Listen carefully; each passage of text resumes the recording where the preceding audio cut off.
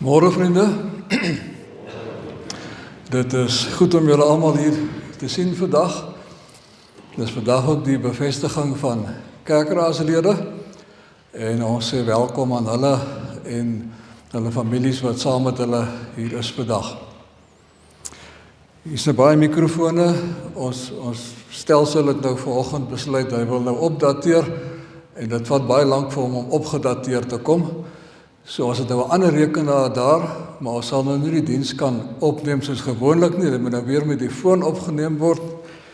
En dis hoekom ek nou by hierdie mikrofoontjie het wat soos 'n gewig hierso hang.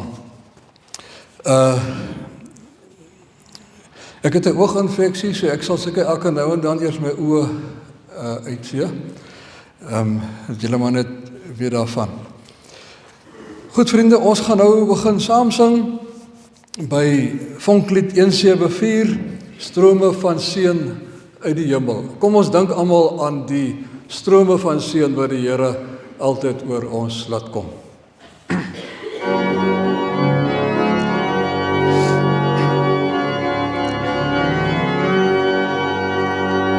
Strome van seën van hemel, gee God aan ons deur sy Gees. Hy skenk die wedergeboorte, maak van ons lewe 'n fees. Strome van seën, gee dit 'n oorvloed toe Heer, dat ons kan groei en kan vrug dra, dagliks kan leef tot U eer. Strome van seën uit die hemel, kom van die Heilige Gees. Hy wek geloof en bekering, dat ons sy kinders kan wees. Strome van seën, gee dit 'n oorvloed toe Heer, dat ons kan groei en kan vrug dra, dagliks kan leef tot U eer. Strome van seën uit die hemel, kom deur die werk van die Gees. Hy kom vernuwe ons denke,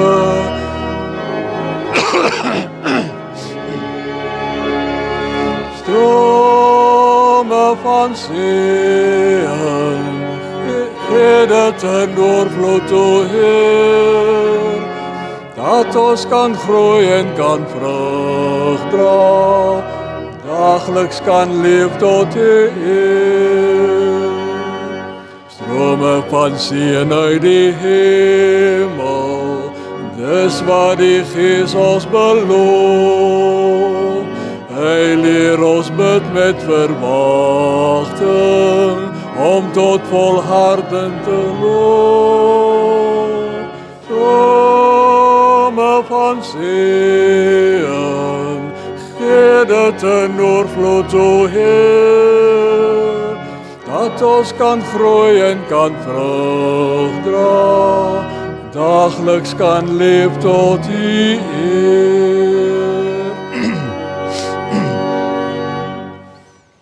Dit was nou lekker gewees. Lied 456, eerste en derde vers, loof heel die skepping, loof die Heer.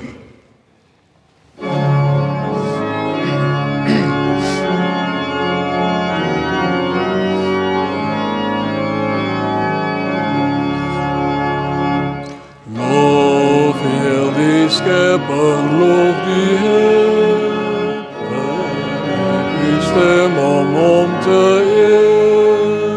Kom en prys hom, halleluja, die aarde op sy vaste baan, die wolke en die silwermaan. Kom en loof hom, kom en prys hom, halleluja, halleluja, halleluja.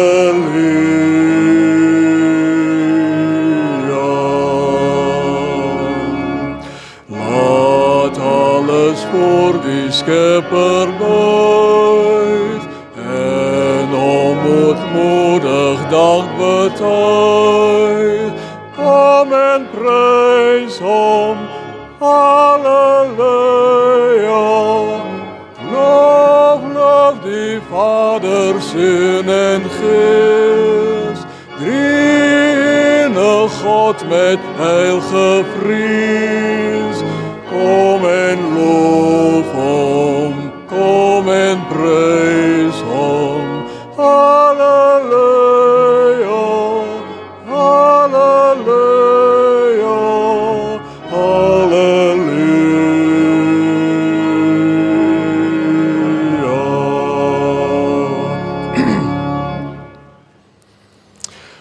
Lied 9 in Vlam, is 'n pragtige lied hier waar ons saam is. Ek sukkel nog om hom onder die knie te kry. Maar kom ons sing die lied tot eer van die Here. Daarna sal dit die aankondiginge wees wat Elsauna vir ons gaan behartig. En dan gaan Neil ook vir ons met ons gesels oor die kermis wat op pad is.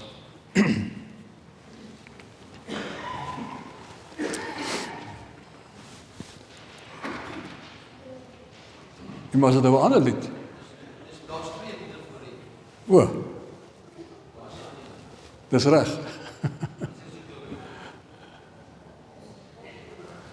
Ek het nie daai lied op my lys gehad nie, dis hoekom ek nou net gewonder het.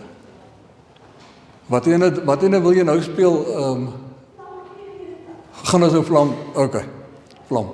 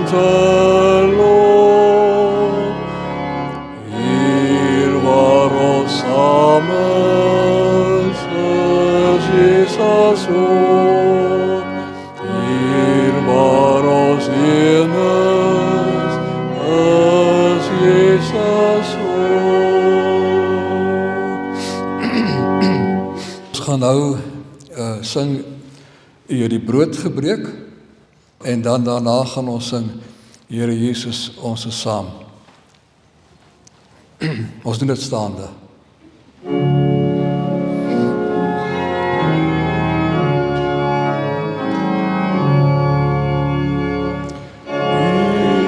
Die brood gebreek eens by die meer, breek nou die lewensbrood vir my ook Heer, wil steeds sy waarheid meer aan my ontvang, tot ek ook in U word my Heer aansang. U is die lewensbrood, Heiland vir my. U is die waarheid, Heer, U maak my vry. U beeldstrale skrif so helder voort. So kyk Heer u self o lewend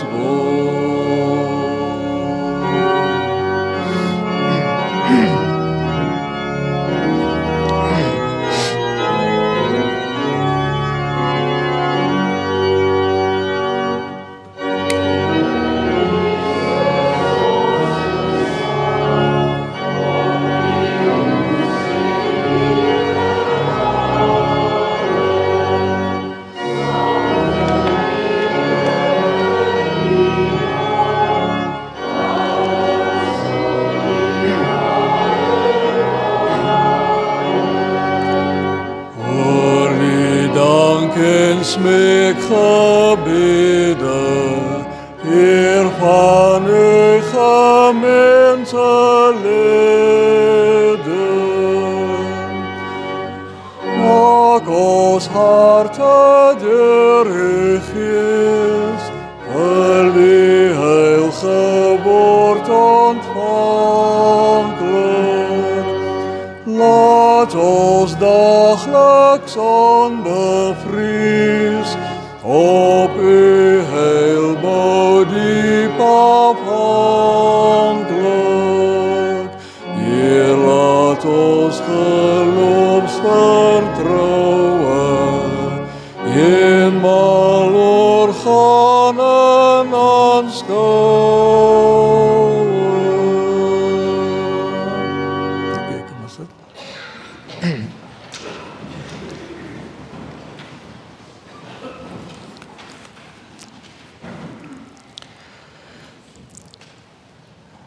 Wees stil en weet, ek is die Heer. Wees stil en weet, ek is.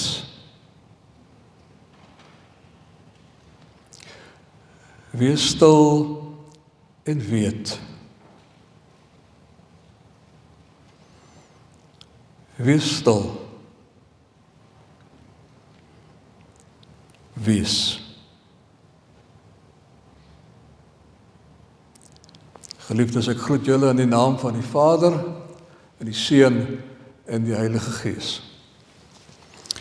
Ons sing nou by lied 367, Ere aan God in die hoogste.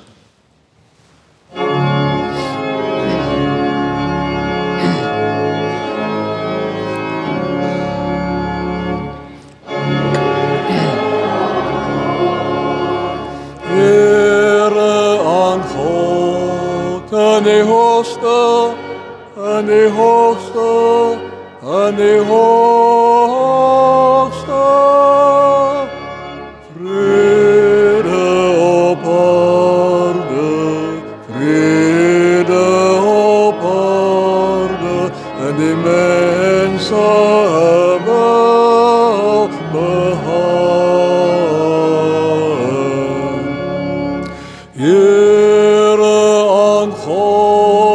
En die hoogste, Heere aan God en die hoogste. Vrede op aarde, vrede op aarde, vrede op aarde, vrede op aarde, en die mensen welbehagen, en die mensen welbehagen, welbehagen. Ere aan God, ere aan God, en die hoogste, en die hoogste, en die hoogste. Vrede op aarde, vrede op aarde, en die mensen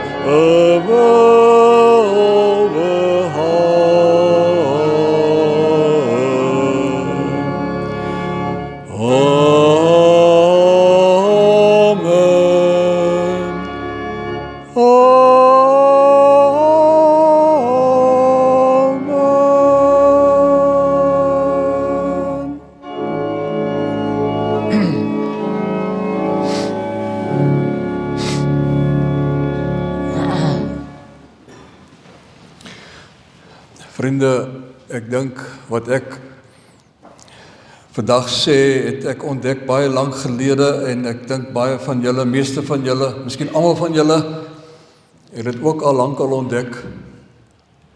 Ek kan myself nie wen nie. Ek verloor altyd teen myself. Ek beklei teen die sonde in my, maar dit wen van die ander kant af. Ek sukkel om myself te wen. En wanneer ons hier by mekaar kom, is ons diep bewus daarvan, dat ons almal daarmee sukkel. En dat ons daarom met sonde op ons hande by mekaar kom. Almal van ons. Almal van ons. En ons kom na die Here toe en ons kom bely ons skuld voor die Here. En ons gaan dit nou doen met die sing van lied van Psalm 130, se tweede en derde vers, oor sonde wat bly klewe. Kom ons bely ons skuld voor die Here, so sittende.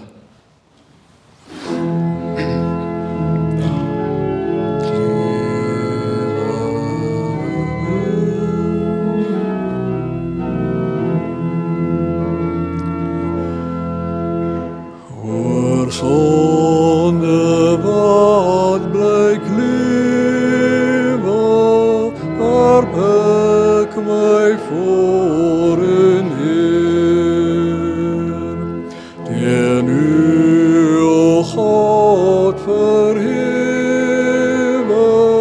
kan ek my nie verween. Maar Heer van ons oortredings, maak U geen optel saam. U God van groot vergewing, laat sonders na U kom. Soos wagters na die ooste, die oog verlangend rug, so soek ek in gebede, O Heer, U aangesig. Mag Israel op verlossing, totdat die môre straal, en God na nag en lyding, sy seën op ons laat daal.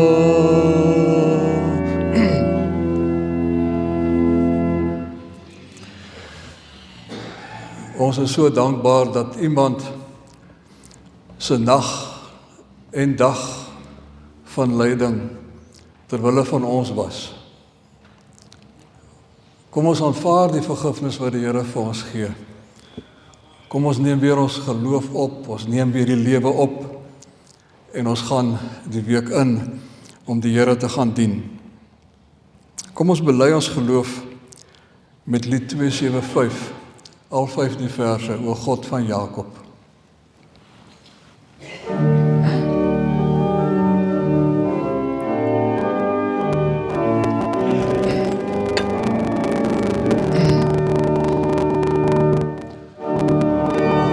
Van Jakob deur U hand,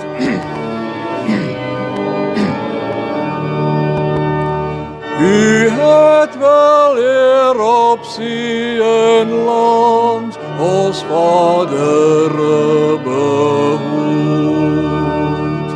Ons dank en smeek gebede gaan tot U genade troon. Wil ons en ook ons kroos voortaan U guns en trou betoon. berei vir ons die lewenspad, wil deur die Gees ons lei. En as ons val, o Vader, vat ons hand en staan ons by. Bewaar ons, Heer, in alle nood, oor ons lewe wag. Wil kleding skenk, gee dagliks brood, ons deel vir elke dag. Beskikker van ons deel en lot, in voor en teëspoed. U as ons Vader en ons God, met U is waarlik goed. Kan ek my maatjies vorentoe nooi asseblief?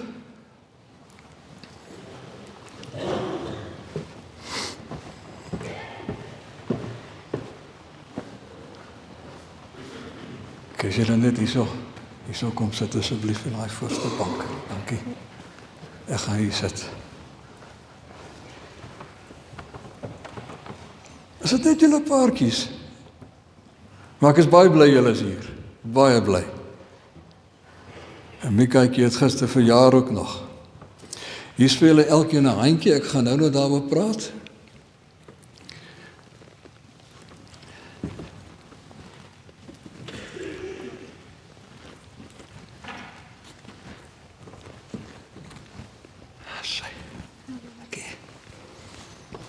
Goed julle, ons gaan vandag kerkraadslede bevestig. Dit is nou persone wat gevra is om spesiale diens in die kerk te kom doen. Julle sien altyd die kerkraadslede daar van agteraf inkom, by daai deur en by daai deur. Hulle is nie belangriker as ander mense nie. Hulle het 'n spesifieke taak gekry, en daai werk wil hulle doen so goed as wat hulle dit kan doen, omdat die Here vir ons roep om vir hom te werk. Maar almal van ons moet die Here dien.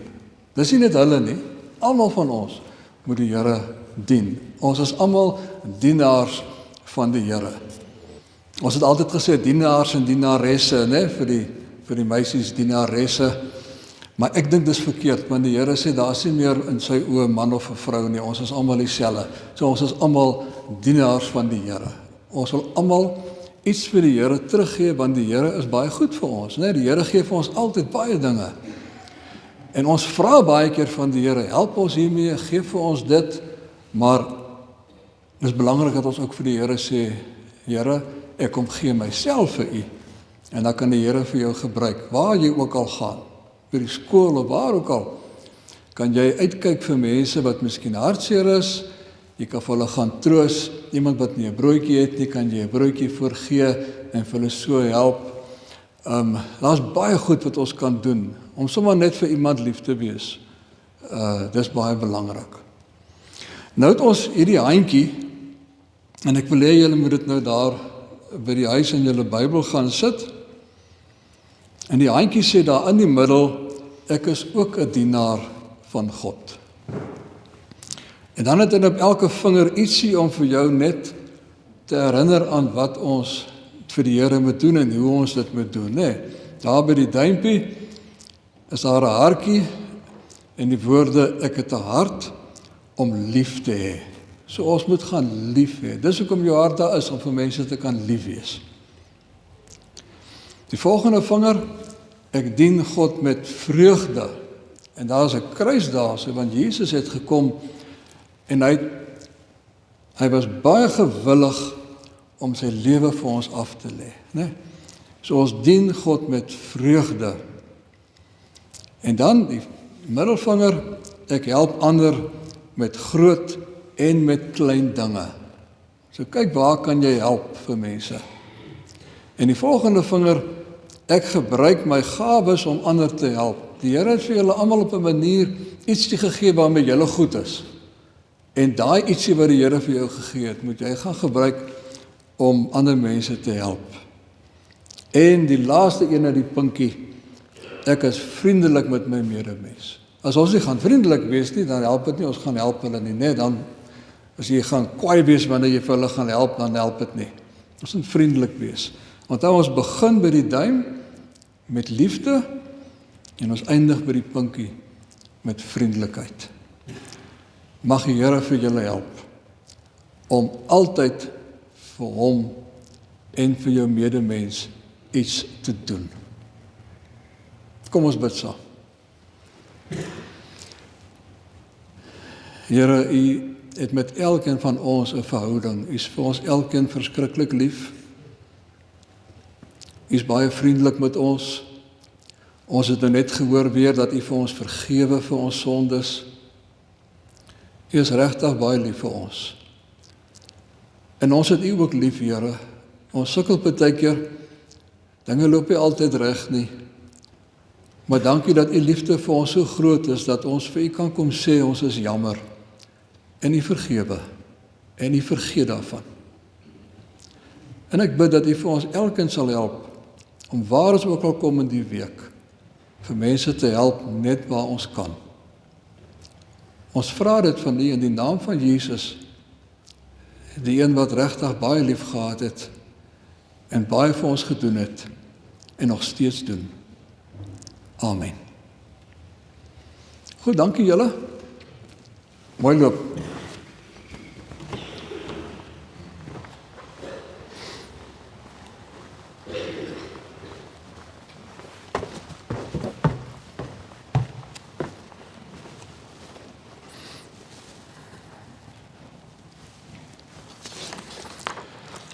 Nou kom ons by die bevestiging van kerkraadslede.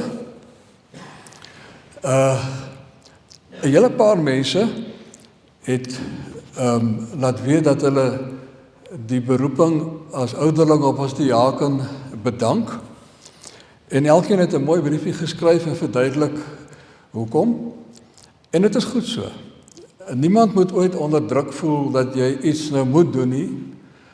Nee, 'n mens moet elkeen dit met die Here gaan uitmaak. En 'n hele klompie het gesê, soos hulle die saak met die Here uitgemaak het, is dit nie nou die tyd nie. En maar dankie dat julle dit oorweeg het en dat julle dit julle erns gemaak het. Ons gaan dan nou voort om die wat geantwoord het dat hulle wel aanvaar te bevestig as ouderlinge, as beroep Teens Miller en Chris Stander.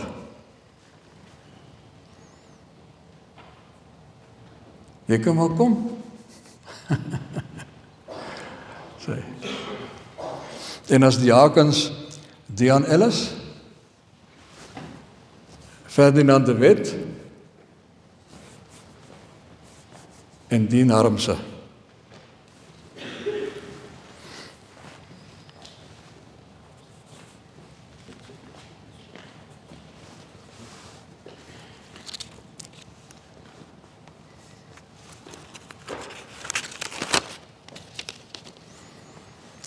Ons is baie bly om vir julle hier te sien.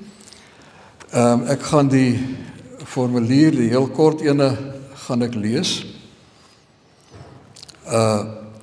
In die prediking sal ek ook aandag gee aan die saak, en dit wat ek nou vir die kinders gesê het, is eintlik die hart van alles.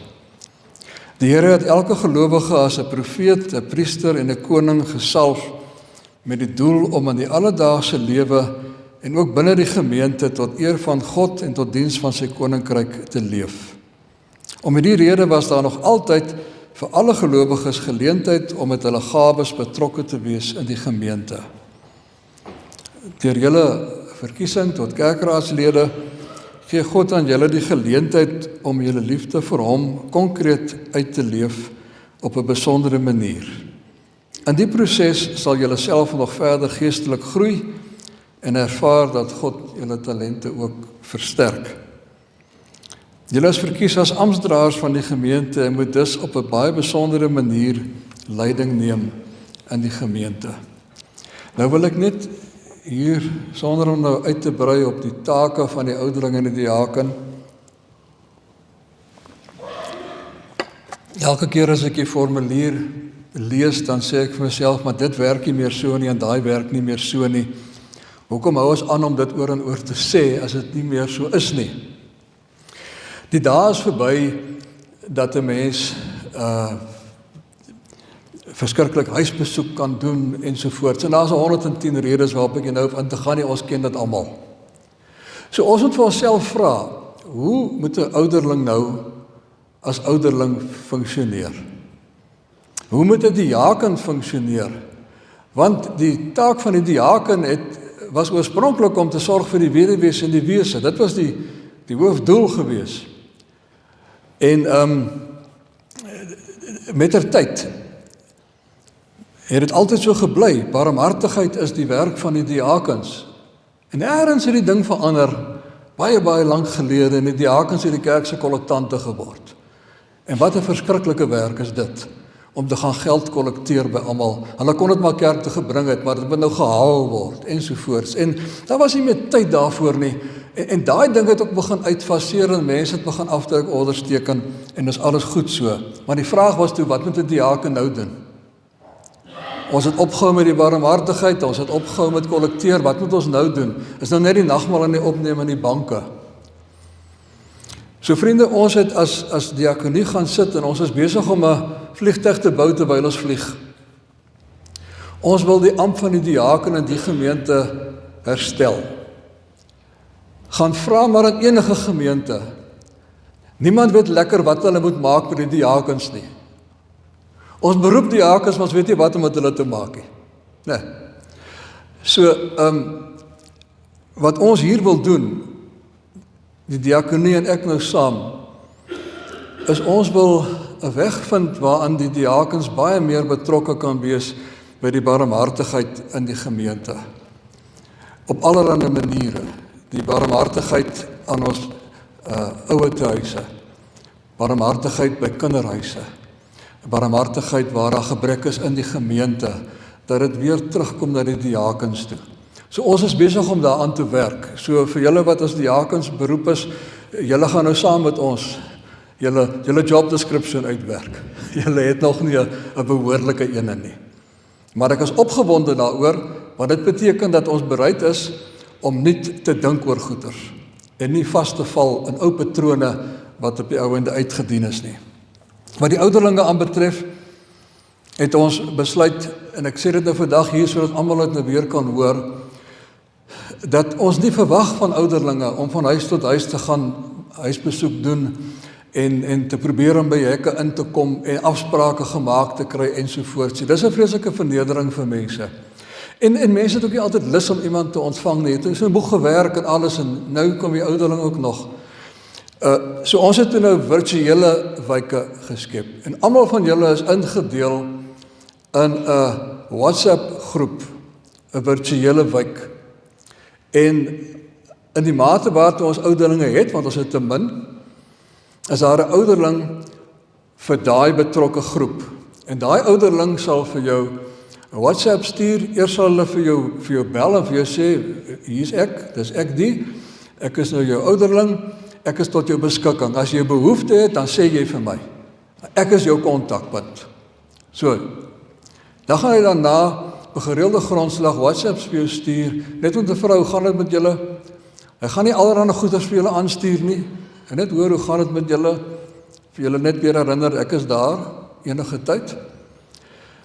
En 2 keer 'n jaar gaan hy vir julle nooi om te kom koffie drink saam met hom of haar hier by die kerksaal op 'n Sondag. Jy kom in elk geval kerk toe, dan gaan drink ons as wyk saam koffie, eet 'n stukkie koek as daar koek is, as hy nie koek is, dan drink ons net die koffie. Maar 'n geleentheid waar ons net mekaar beter leer ken, waar ons 'n bietjie meer gemeenskap van die gelowiges het. As daar behoefte is dat hy vir jou kom besoek, dan gaan hy dit doen. Sê net, dit is my behoefte. So, dit is hoe dit nou gaan werk. Ons gaan nou kyk hoe werk dit. Dit het sy haakplekke, maar ons probeer dit nou.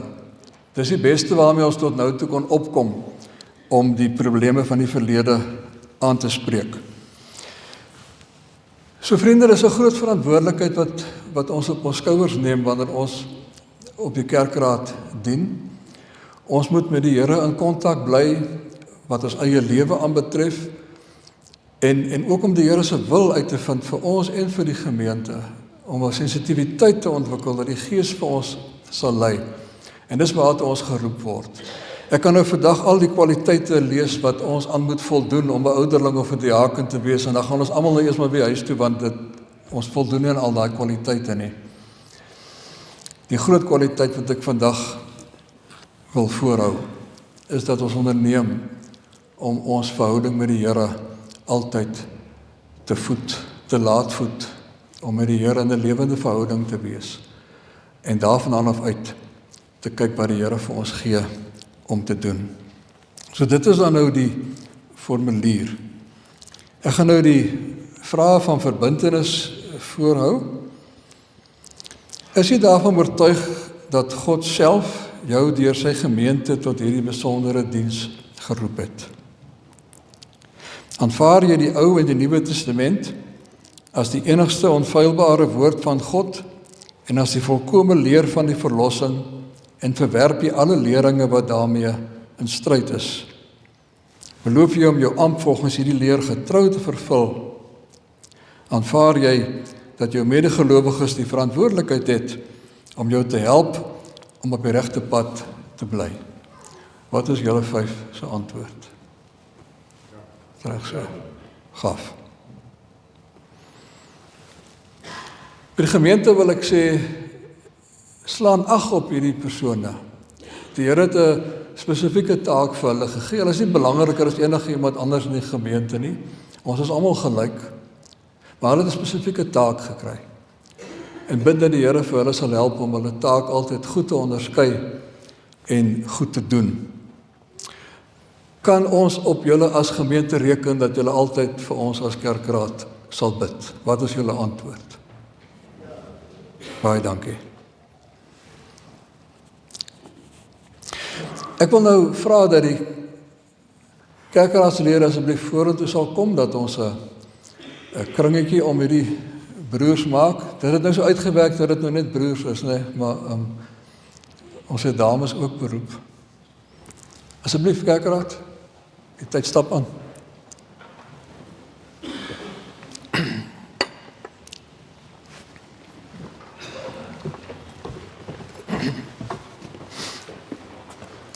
Ons moet net eers vir julle baie geluk sê, baie seën op die werk vorentoe. Ek is baie bly dat julle hier sou is. Jens. Chris. Ons maak maar so 'n kring om hulle.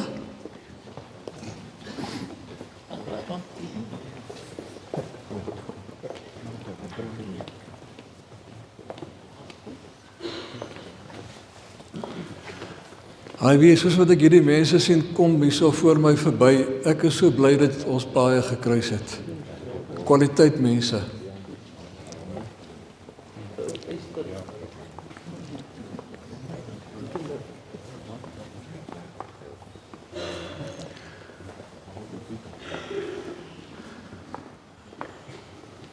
Goed, kom ons maak net die kring toe.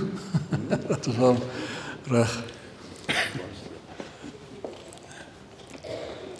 Nou baie geluk aan julle en baie seën op julle pad. Ons gaan nou vir julle sing, laat die Here die seën op hul daal. Ek vra dat die gemeente ook sal staan en jy kan gerus een of albei hande optel, oplig terwyl ons dit sing.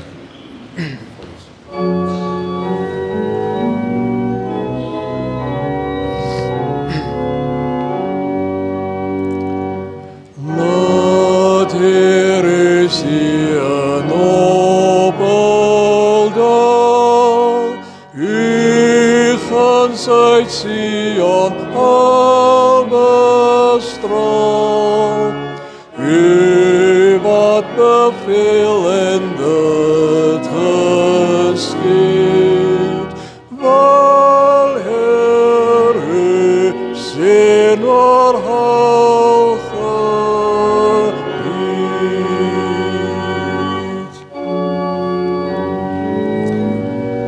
Julle kan nou weer by julle families gaan sit en na die tyd net kom se storie toe kom asseblief. Dankie.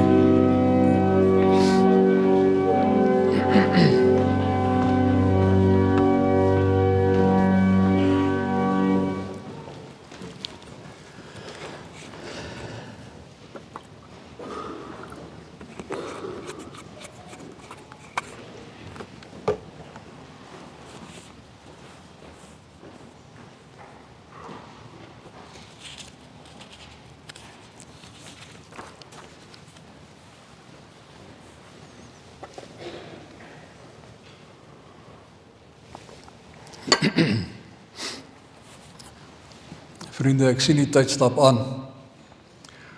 Maar ek gaan nou maar probeer om vinnig te maak, maar ek kan net so vinnig maak as wat ek kan maak. Ons gaan saam lees by Efesiërs 2, vers 13 tot 22. En ek wil net gou dit sê, dat die boek Efesiërs is 'n wonderlike boek om te bestudeer oor hoe ons as kerk moet funksioneer, wat die grondslae van die kerk is. In die ander briewe van Paulus, die meeste van hulle, skryf hy vir 'n nuwe gemeente, niks is gevestig daar nie, hulle is nog 'n klein groepie wat besig is om te ontwikkel, of hy skryf vir 'n gemeente soos die Korintiërs wat massief was, maar wat allerhande moeilikheid onder mekaar gehad het. Ek sou net nie daar 'n dominee wou gewees het nie, dat jy so heeldag vure moes doodslaan. Hy skryf vir sulke gemeentes oor sulke goeters.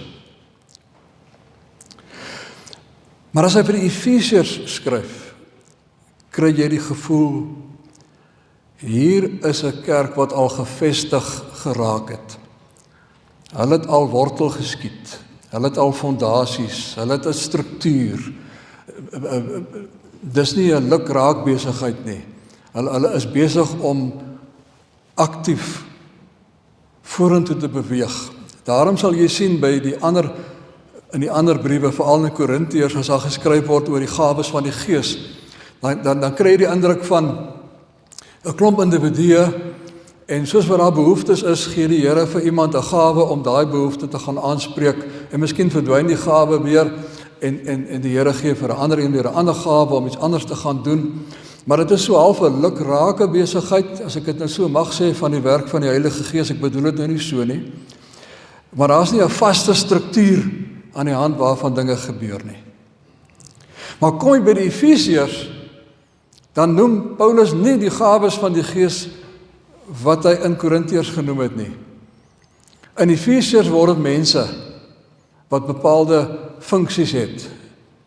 Nee, hy sê in die gawes wat die Gees gee is die volgende: apostels, profete, herders, leraars, om die gelowiges toe te rus. So jy kry die gevoel daar, hier begin dinge nou 'n struktuur aanneem. En daarom help dit nogal vir ons. En nou is die vraag net, jy weet, hoe kan Paulus se brief van die Efesiërs nou 21 jaar later vir 'n gevestigde gemeente soos Kimberley vooruitsig van waarde wees? Vers 13. Maar nou is julle een met Christus Jesus. Julle wat vroeër ver van God gelewe het nou naby gekom deur die bloed van Christus. Christus is ons vrede. Hy wat die twee, Jode en nie-Jode, een gemaak het. Deur sy liggaam te gee, het hy die vyandskap afgebreek wat vroeër soos 'n muurskeiding gemaak het. Die wet van Moses met al sy gebooie en bepalings het hy opgehef, en deur vrede te maak, het hy in homself die twee, Jode en nie-Jode, tot een nuwe mensheid verenig. Deur sy dood aan die kruis het hy 'n einde gemaak aan die vyandskap en die twee met God versoen en tot een liggaam verenig. Toe hy gekom het, het hy die goeie boodskap van vrede gebring. Vrede vir julle wat ver van God is, vrede ook vir die wat naby was. Deur hom het ons almal, Jode en nie-Jode, deur die een Gees vrye toegang tot die Vader. Julle is dus nie meer ver van God af nie. Nie bywoners nie, maar medeburgers van die gelowiges en lede van die huisgesin van God. En hier kom baie belangrike gedeelte. Julle is 'n gebou wat opgerig is op die fondament van die apostels en die profete. 'n Gebou waarvan Christus Jesus self die hoeksteen is. In hom sluit die hele gebou saam en verrys dit tot 'n heilige tempel vir die Here, in wie julle ook saam opgebou word as 'n geestelike huis waarin God woon. Dit is die woord van die Here aan ons vandag. So Paulus vergelyk die kerk, nie die geboue nie, die kerk, ons wat hier sit, met 'n gebou. En hy noem die 3 belangrike elemente van 'n gebou: die fondasie, die hoeksteen en die stene. waarmee die res gebou word. En hy sê die fondasie is die apostels en die profete, en die hoeksteen is Jesus, en die lewende stene waarmee gebou word, is elkeen van ons, soos wat ons hier sit. En baie wat nie deel is van ons nie, wat ons hopelik nog sal sien deel word van ons. Nou kom ons begin by die eerste ene, die fondasie van die apostels en die profete. Om dit vinnig saam te vat. Die profete was die ouens gewees wat vir die volk moes leiding gee, wat vir hulle moes wysheid gee oor hoe om te onderskei wat God se wil is, sodat hulle vorentoe kan beweeg. Wat vir hulle baie keer gewaarsku het, hier loop julle skeef. En as julle so gaan aanhou, gaan die moeilikheid kom. Dis 'n slegte pad wat julle gekies het. Of hulle moedig hulle aan om op die goeie pad te hou. Maar die hele tyd het hulle gesê, daar kom 'n tyd wanneer Jood en nie Jood deur God saamgegooi gaan word. So begin al daaraan werk. Want sien, dit was die bedoeling geweest van die begin af. Die Here het vir Abraham gesê, in jou sal die nasies geseën word. En soos die tyd aangestap het hulle die Here vir hulle self toegeëien en hulle het hulle self afgeskei van die ander mense en hulle eenkant gehou. Maar die profete het gesê, daar kom 'n dag wanneer God almal in een huis gaan intrek. Die profete het vir hulle gesê, daar gaan 'n dag kom wanneer God se gees in julle gaan woon en wat julle nie meer die wet gaan nodig hê nie, want die gees gaan vir julle in julle harte al oortuig wat is reg en wat is verkeerd. Julle gaan net weet wat is reg en wat is verkeerd. En so anders te gaan dit wees, dat van die profete gepraat het van daar gaan 'n nuwe skepping kom. En toe kom Jesus. Die een wat al die beloftes vervul het. En Jesus kom doen wat hy gedoen het. En ons weet almal wat Jesus gedoen het. En dit wat Jesus gedoen het, het hy verduidelik aan sy disippels, wat die apostels sou word. Hulle was die eerste ouens wat gehoor het wat Jesus sê, waarvoor hy staan. As Jesus, kom ons sê nou maar tussen God en die mens, die interface was, daai skakel tussen God en ons, dit was Jesus. Maar Jesus het dit uitgebrei deur die apostels vir ons te gee, om dit wat hy gepraat het, verder te oordink en dan met die mense te gaan deel. Paulus was die een, dink ek, wat die meeste gaan dink daaroor, hy en Johannes. Maar goed, so die apostels was die mense wat Jesus geken het en wat met gesag gaan vertel het waarvoor hy staan. En dis die fondasie waarop die kerk gebou is. Die fondasie wat die apostels gelê het in die naam van die Here. En hulle het vir ons kom sê, daar's belangrike goed. God het sondaars lief en hy red hulle deur Jesus. Daar kan nie 'n ander element, daai deel van die fondasie vervang nie. Net Jesus red. Die ander ene was, Jesus het opgestaan en hy leef.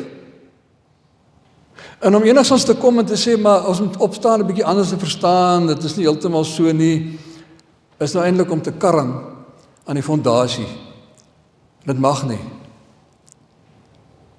Die apostels het kom vertel dat die Gees uitgestort is eenmaal en dat hy werk in ons en dat hy die kerk lei. Om nou te kom later en te sê, maar ons moet ook 'n bietjie anders te verstaan, jy weet, is nou meer jou eie gees as die Heilige Gees ensovoorts. Dit gaan nie werk nie op die ou einde, dan gaan jy met 'n murasie sit, want dan het jy gekarring aan die fondasie wat hulle in die naam van Jesus gelê het. So vriende, ons het almal die verantwoordelikheid om daai fondasie wat hulle gelê het te ondersoek. Om die profete, om die evangelies, om die briewe te gaan bestudeer en te hoor, wat sê God vir sy kerk? En wanneer ons gaan luister daar, dan moet ons vra dat dieselfde Gees wat dit gegee het, ons verstand en ons harte sal verlig, sodat ons dit kan verstaan. Want ons mag nie reguit lyne trek van toe af nou toe nie. Ons moet vir onsself altyd vra, luister, is die vraag wat ek nou vra, dieselfde vraag wat Paulus daai tyd vir die Korintiërs beantwoord het. Of was dit 'n ander vraag gewees, waarvoor hy 'n antwoord gegee het? Ek kan mos nou nie die twee antwoorde die mekaar krap nie, dan gaan ek dit die mekaar storie kry. Is ek besig om vir die Bybel voor te skryf wat om vir my te sê, of is ek besig om opreg te wil luister wat die Gees deur die Bybel vir my wil sê? So ons het 'n verantwoordelikheid, almal van ons, om goed aandag te gee aan die skrifte, mooi te luister. Dis die fondasie van die apostels. Nou die hoeksteen. Christus is die hoeksteen. Nou 'n hoeksteen, daai tyd was nie 'n ornamentele steen gewees nie. Ons het ook 'n hoeksteen hier, so hier's 'n hoeksteen hier en daar's 'n hoeksteen by die saal, daar's 'n hoeksteen dink ek by die toring, ek is nou nie seker daarvan nie. Maar ons sit hoekstene op by nuwe geboue, groot geboue wat ons oprig, om te sê wanneer dit nou opgerig is en wie dit gedoen het, en as dit 'n kerk is, kom maar 'n teksvers by en sovoorts. Maar dit is net 'n ornamentele steen, ons noem dit 'n hoeksteen, maar dit is eintlik glad nie dit nie. 'n Hoeksteen in daai tyd was baie belangrik geweest. Nou is daar 'n woord wat gebruik word vir hoeksteen wat jy eintlik op twee maniere kan vertaal. En ons is nie seker watter ene het Paulus 'n gedagte gehad nie. Miskien wou Paulus 'n bietjie dubbelsinnig wees, sodat ons albei oor kan dink. Maar die eerste ene is die hoeksteen en die ander ene is 'n sluitsteen. Nou 'n hoeksteen was altyd die eerste steen wat gelê is. Dit was 'n langer steen as die ander, oor die algemeen groter. En hy is neergelê heel eerste sodat daai hoeksteen kan bepaal in watter rigting die gebou kyk. Is dit oos of wes, noord of suid? Met watter hoek lê hierdie gebou? As die muur miskien sou begin met 'n bietjie van 'n uithang, dan bepaal hy dit ook. So die hoeksteen het alles bepaal van waar die gebou op pad heen is. Selfs die fondasie. Die hoeksteen is neergelê en dan is die fondasies gegrawe in lyn met die hoeksteen. So sonder die hoeksteen loop die hele gebou skeef. Daarom moet ons altyd vir onsself vra na ons verhouding met die Here. Is ons in lyn met dit wat Jesus kom doen het? Kom wees het? Die ander betekenis is die van 'n sluitsteen. Nou die sluitsteen was altyd die laaste steen wat ingebou is.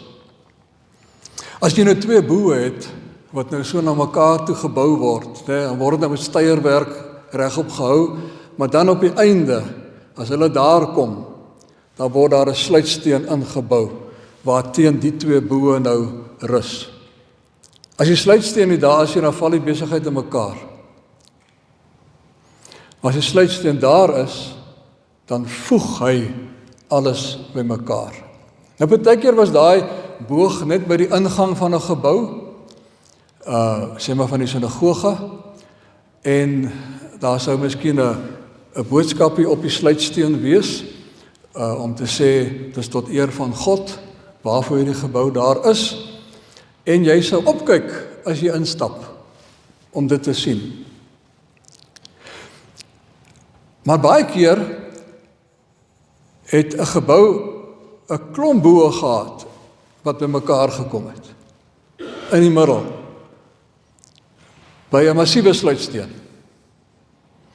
As daai sluitsteen nie daar is nie, dan val die hele gebou in mekaar. Dan is daar absoluut niks oor nie. Nou kan 'n mens sê dat die kerk se bestaan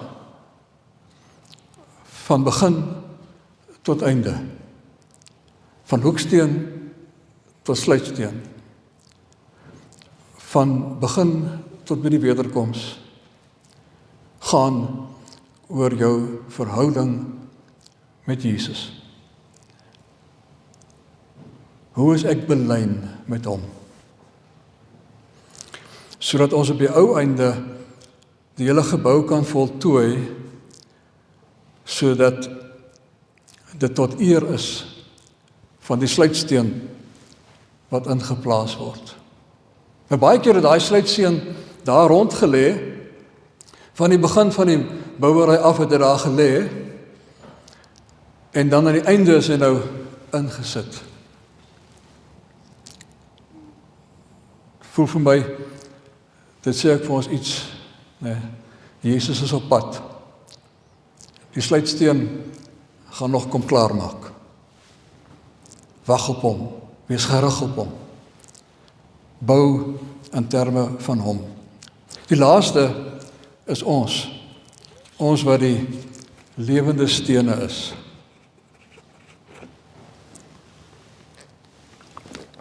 Dis asof ons val op tussen die hoeksteen en die sluitsteen. Ons is die stene wat daar aangebou word, sodat die gebou op die ou einde klaar kom. En jy word ingebou. Die Here doen dit met jou. Jy maak jouself net beskikbaar. Maar die Here bou jou in. En ons almal is deur die Here geroep, ons almal is ingebou. En nou moet ons lewende stene wees in hierdie gebou. Daarom het ons almal ons funksies gekry, daarom het ons almal ons rol vervul, om hierdie gebou tot voltooiing te laat kom. As ons dit nie doen nie, dan sit ons op die ou einde met 'n murasie. Maar ons moet elkeen as lewende stene in hierdie huis, aan hierdie huis werk, ingebou word.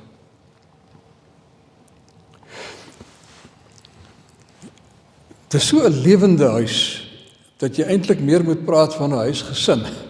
Jy weet, daar's lewe in hierdie huis. Maar net soos wat jy nie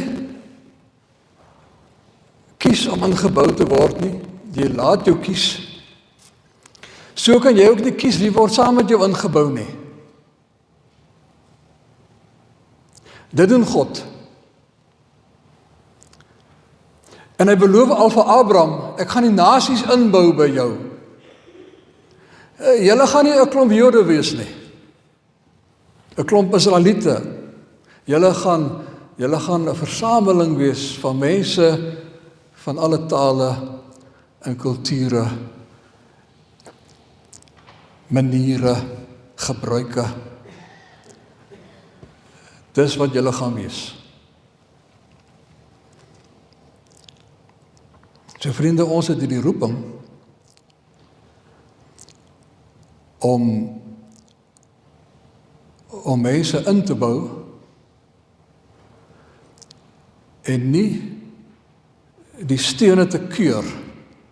Okay, hierdie steen gaan werk, daai steen wil ek nie hê nie. Nee, die Here kies die stene. Ons moet maar net die gaping oopmaak vir daai steen om gelê te word. William Templeton het al 'n paar eeue gelede gesê, die kerk is die enigste koöperatiewe organisasie wat bestaan ter wille van sy nie-lede. Ons is God se interface na die nasies toe. Ons is die poort waardeur hulle inkom, ingebou word. En ons wat sê, ons wil dit wees, ons wil 'n gemeente wees wat disippelskap bevorder. Ons moet weet, dit is ons enigste roeping, is dat nog stene inkom. Ons het baie ander take in die gemeente Maar alles moet daarop gerig wees dat mense inkom.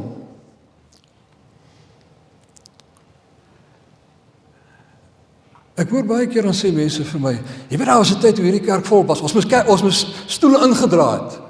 Fantasties. Wat moet ek nou daarmee maak? Dis die geskiedenis.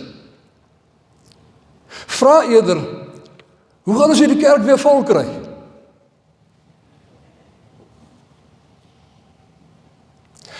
En ek wil julle waarborg, ons gaan hom nie vol kry met Afrikaans sprekende wit mense nie. Ons gaan moet dink, as ons vir die Here sê, Here, loop met ons waar U wil loop, dan kan dinge dalk anders uitwerk as wat ons gedink het dit moet uitwerk, gehoop het dit gaan uitwerk. Dit kan miskien 'n bietjie ongemakliker wees. Maar vriende, ons kan nie 'n kultuurklub wees nie. Ons is die draers van die evangelie. Ek weet nie hoe dit gaan lyk nie. Ek weet nie wat is die antwoord nie. Ek weet net, ons moet ons oopstel vir die Gees om te werk, soos wat die Gees wil werk, en ons moet nie dinge keer, en sê, maar ek wil daarom graag anders te gehad het nie.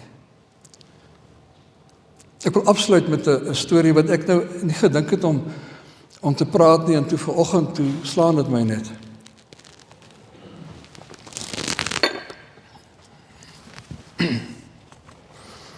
Daar bo in Boksburg, ek kan nie meer onthou wat 'n jaar nie, toe was daar 'n ouderling gewees wat gesê het, ons moet die evangelie by die mense uitkry, wat in Boksburg Noord bly. Boksburg Noord is nie 'n goeie area nie. Ek het daar gebly. Kerk was daar in die pastorie in Boksburg Noord. Ons moet die evangelie uitkry by die mense. En hy het gesê, ons moet vir ons 'n lorry kry en ons moet ergens op 'n plein moet ons begin evangelie verkondig. Ons het dit toe nou probeer, maar dit het nie lekker gewerk nie. Toe sê ons, maar ons het mos 'n kerk gebou met 'n saal in Boksburg Noord. Kom ons nooi die mense. En ons het pamflette uitgestuur, gaan afgegee oral in Boksburg Noord, by elke huis het ons ene afgegee. En die eerste aand daar gaan so 20 mense op. Vir elkeen 'n worsbroodjie gegee. Ons het die evangelie met hulle gedeel en hulle is weer weg. En die ding het gegroei en gegroei. Op die ou einde is daar tot 200 mense op 'n goeie aand by die geleentheid. En dan gaan sit ons aan tafel, nou ons nou gepreek het en die kinders het hulle bediening gehad, een kant, gaan sit ons almal by tafels in die saal en ons gaan eet die kos wat vir ons voorberei is. En dit was fantasties om te sien hoe mense eet, wat waarskynlik is weer met die volgende byeenkoms lekker gaan eet. Dit was goed vir ons. Maar nou beweeg ek tussen die tafels deur, ek gaan sit by die tafel en gesels met hulle, gaan sit by daai tafel en gesels met hulle, en jy begin later mense se name ken, ensovoorts, en dan vra ek vir hulle, want hulle praat nie, daar was so 'n paar wat Afrikaans gepraat het, op die meeste 15 mense, die res het nie Afrikaans gepraat, die enige taal van Suider-Afrika, behalwe Afrikaans, en was het maar in Engels bedien. Maar dan vra ek vir hulle, to what church do you belong? Hoe kyk hulle vir my? Wat so vraag is dit nou? Sê ek, nou, what denomination? Nee, die weet hulle ook nou nie. En ek weet niks van hulle, ek weet eers of hulle eers gelowig is nie. Ek weet net hulle is honger. En die een vrou sê vir my die een aand, this is my church. En die ander sê, yes, this is my church. In Boksburg Noord, as hulle wonder wat 'n kerk hulle van deel is, dan was dit die NG Kerk te Florentia wie se toring daar uitstaan en wat vir hulle kos gee. Die feit dat hulle daar kon kom en kos kry, iemand hulle naam ken, dat hulle gegroet word met 'n drukkie, dit het vir hulle laat voel, dit is my plek nie. Die liefde het 'n brug geword, waardeur die waarheid later kon kom. En dit was fantasties geweest. En aan Saterdagoggend, dan sien ek, hoe lyk dit daar in die straat rondom my. Dis papiere en is polystyreen, pakkies en glasies en goeders, wat net daar gegooi is. Dan is ek vies, en dan vat ek my swart sakke, en nou gemaak ek straat skoon. Sê ek, ja, ou wil nou goed wees vir mense, en so, en nou moet ek nou weer die gemors sit, so ek moet nou skoon maak hier so. Dit was gisteraand so lekker, kon die mense nie maar net hulle goed gevat het nie. En as ek die sakvullers daar gaan ingooi, dan sê die Here vir my, this is my church. Is nie joune nie. This is my church. Ek sal besluit, wie is hier? Ons het as kerkraad later besluit, daar kom op 'n Vrydag aand meer van hulle kerk toe, as wat daar op 'n Sondag kom. Van ons gewone lidmate. Ons kan nie daai mense verklaar tot lidmate van die kerk nie. Ons weet nie eers wat in hulle lewens aangaan altyd nie. Maar ons besluit toe, hulle sal voortaan vriende van die gemeente wees. Vriende van die NG Kerk in Boksburg Noord. Want soos die vrou gesê het, this is my church. En soos die Here vir my gesê het, en is eintlik myne. Mag die Here vir ons help, dat ons bevry word daarvan om te dink, hierdie kerk is ons kerk. Mag die Here vir ons wysheid gee, oor hoe die verskillende stene, wat hier rondom ons lê, ingebou moet word, tussen die hoeksteen en die sluitsteen. Amen.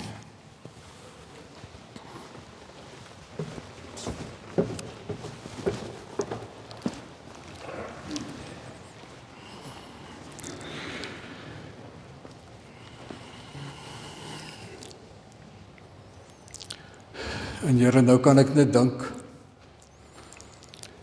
hierdie woorde sit nie oral ewe lekker nie. Ook nie by my altyd nie. Ons is gerieflik.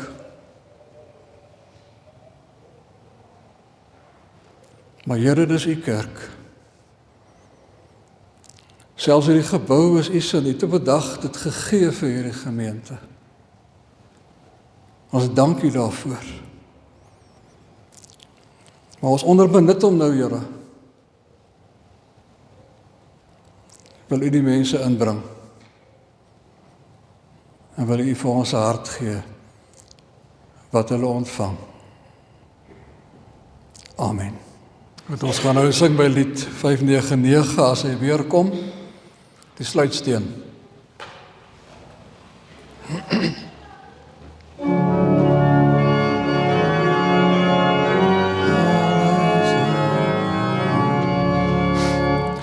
As hy weer kom, haal hy sy kinders, al sy kinders wat in hom glo, om by hom te wees.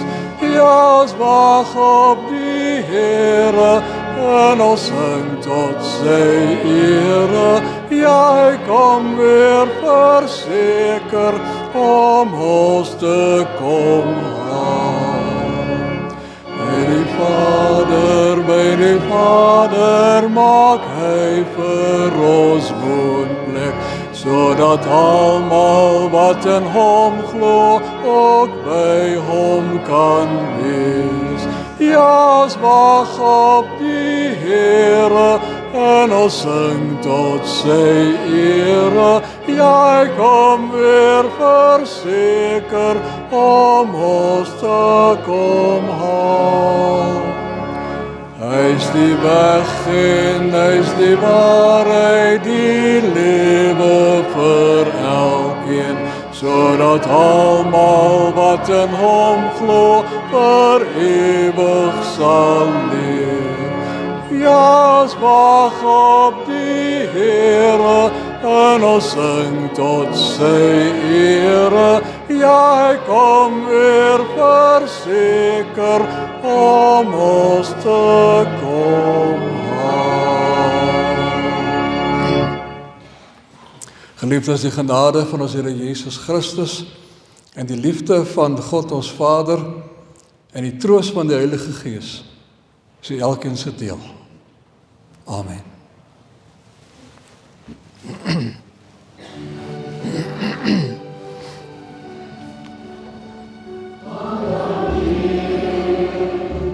Gaan in vrede, my kind, gaan doen wat ek jou vra.